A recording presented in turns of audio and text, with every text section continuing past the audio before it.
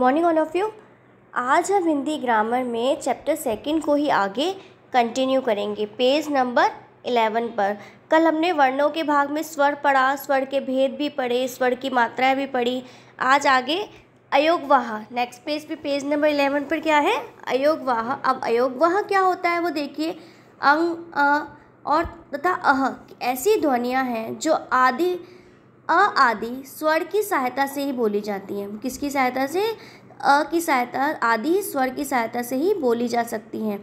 जैसे अंगार में अंग का उच्चारण अ के बिना नहीं हो सकता। अब अंधेरा में देखिए अ का उच्चारण अ के बिना नहीं हो सकता। और प्रातः में अह का उच्चारण अ के बिना नहीं हो सकता है।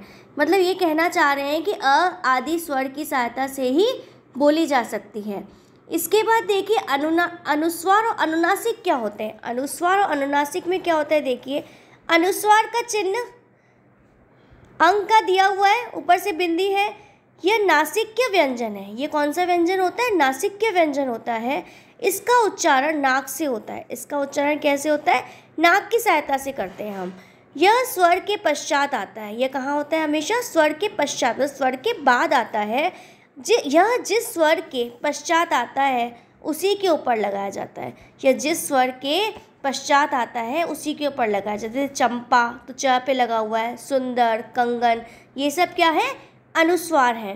अब अनुनासिक का चिन्ह क्या है? अह दिया हुआ है। इसका उच्चारण नाक और मुंह दोनों से होता है। अनुस्वार का चिन्ह केवल नाक से किया जाता है और इसका अनुनासिक का नाक और मुंह दोनों से किया जाता है। जिन स्वरों के ऊपर किसी स्वर की मात्रा नहीं होती, जिन भी स्वरों के ऊपर किसी स्वर की मात्रा नहीं होती है, वहाँ यह अपने मूल रूप में लगता है। जहाँ पे इसकी स्वर की मात्रा नहीं होती है तो वहाँ पे अपने मूल रूप में ही लगता है। जैसे कुंवर है, चांद है। जिन स्वरों की मात्रा ऊपर होती है, जिन स्वरों की मात्रा ऊपर होती है वहाँ चंद्र बिंदु के रूप में लगता है। जैसे मैं, सींच, सौठ आदि। वहाँ यहाँ पे क्या लगता है? जिन स्वरों की मात्रा, जैसे मात्रा ऊपर से होती है तो वह बिंदु के रूप में भी लगता है। ये जैसे एग्जाम्पल दिया हुआ है, मैं, सींच, सौठ आदि। ये सब क्या हो गए? अयोगवाह हो गया, अनुस्वार हो गया, अनुनासिक हो गया। इसके बाद देखिए व्यंजन। अब व्यंजन क्या होता है वो देखिए।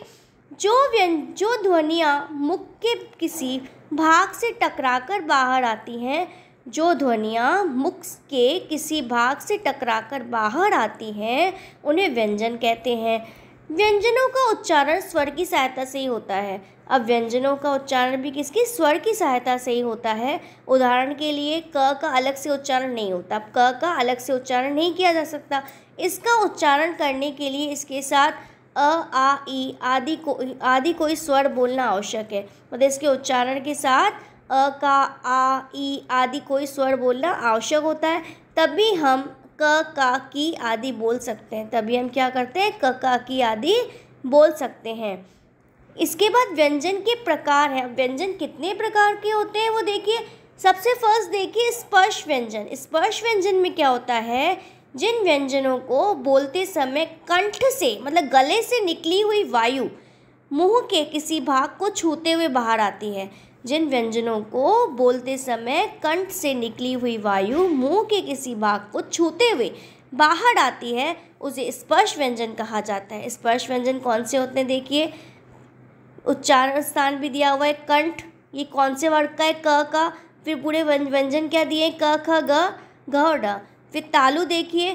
तालु कौन से? च वर्ग में है, च से लेके ड। फिर मूर्धा में क्या दिया? ट वर्ग, ट से लेके ड तक। फिर वत्स्य मतलब दंतमूल में वर्ग नहीं, इसमें स, ल, न, ज है।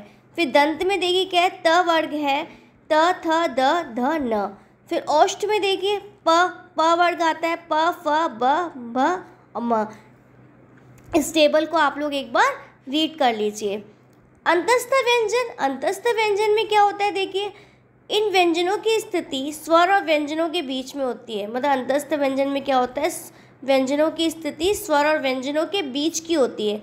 इन्हें बोलते समय सांस बिना मुंह के किसी भाग से छूती हुई तो है, किंतु वह रुकावट बहुत कम होती है। इन व्यंजनों की स्थिति स्वर और व्यंजनों के बीच की होती है। कहाँ पे? अंतस्थ व्यंजन में। और इन्हें बोलते समय सांस मुंह के किसी भाग से छूती तो है, किंतु वह रुकावट बहुत कम होती है। ये व्यंजन कौन से? देखिए, य, र, ल, व, ये क्या है? अंतस्थ व्यंजन होते हैं। ऊष्म व्यंजन देखिए क्या होता है?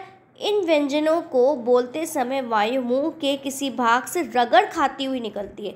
इन व्यंजनों को बोलते समय वायु मुंह के किसी भाग से रगड़ खाती हुई निकलती है, तो जिससे ऊष्मा उत्पन्न होती है। जिससे क्या है?